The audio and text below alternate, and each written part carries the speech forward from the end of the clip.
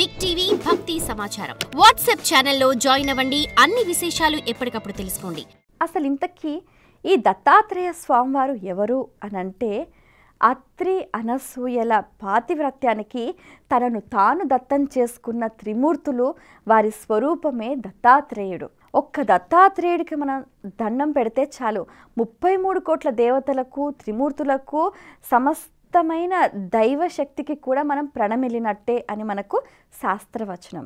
మరి ఇంతకీ ఈ సంఘటన ఎలా జరిగింది అని అంటే ఒకానొక సందర్భంలో ఏంటంటే మనకు అత్రి అనసూయాదేవి పాతివ్రత్య ప్రభావం మామూలుగా ఉండదన్నమాట.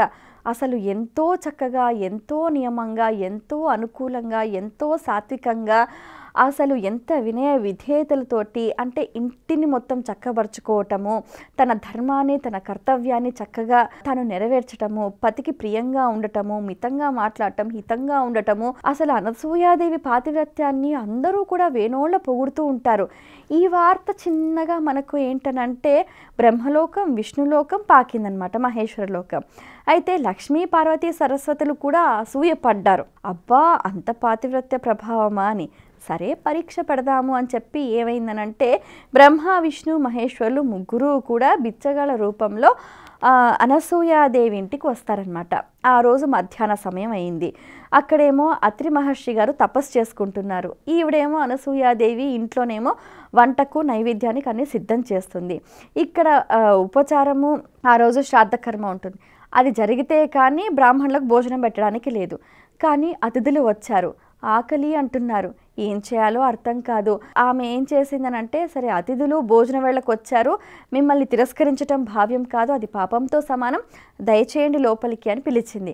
సో మారువేషంలో ఉన్న బ్రహ్మ విష్ణు మహేశ్వర్లకు చక్కగా వారికి ఆసనాలు వేసింది, పీటలు వేసింది, వాళ్ళకి కాళ్ళు కడిగి నీళ్లు సంప్రోక్షణ చేసుకొని ఎంతో అతిథి మర్యాదలు సత్కారాలు చాలా శ్రద్ధగా భక్తిగా చేసిందనమాట. అయితే వారికి అన్ని ఆకులు కూడా ఏర్పాటు చేసింది. ఇంకా తీరా వడ్డించే సమయానికి ఆగు అని చెప్తారనమాట. అయితే నువ్వు వివస్త్ర అయి మాకు వడ్డించాలి అని ఆ ముగ్గురు అతిథులు ఏకకంఠంతో అంటారు. తాను నిశ్చేష్టురాలైపోతుంది. ఏమిటి ఈ పరీక్ష? వచ్చిన వారికి భోజనం పెట్టడం నా ధర్మం, నా కర్తవ్యం.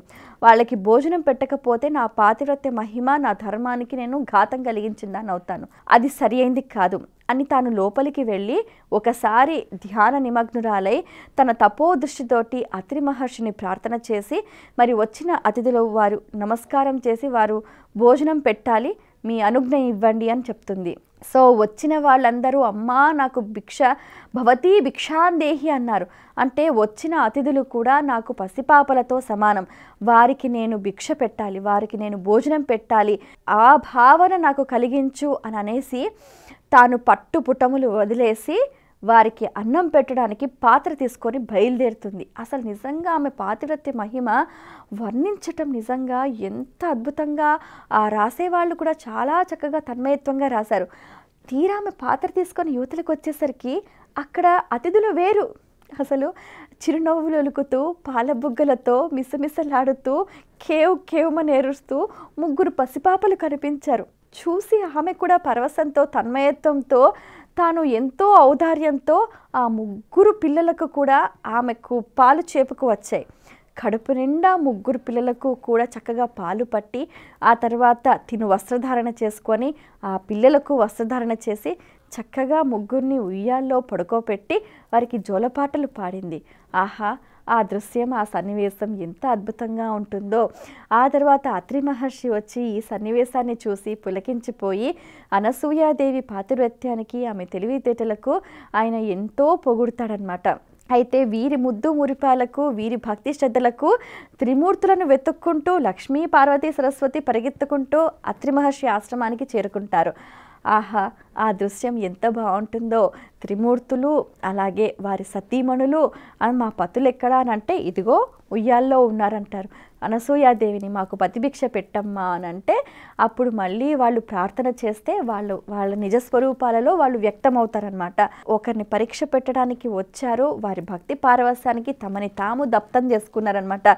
అయితే ఆ అత్రి అనసూయలను మీకేం వరం కావాలో కోరుకోండి అని అంటే మాకు పుత్రవాత్సల్యాన్ని రుచి చూపించారు, మాకు పుత్రభిక్ష పెట్టండి అని అంటే అప్పుడు కూడా బ్రహ్మ విష్ణు మహేశ్వరులు, రుద్రుడు ఏమో దూర్వాసుడిగా, అలాగే విష్ణువు ఏమో దత్తాత్రేయుడిగా, అలాగే ఇంకొకరు చంద్రుడుగా, అలా వారు బ్రహ్మ విష్ణు మహేశ్వరులు ముగ్గురు కూడా దత్తాత్రేయ స్వరూపంగా వారు తమని తాము దత్తం చేసుకున్న ఈ ఘట్టం అంటే దీన్ని స్మరించిన మననం చేసిన త్రిమూర్తుల అనుగ్రహం మనకు లభిస్తుంది అని కూడా చెప్తూ ఉంటారు.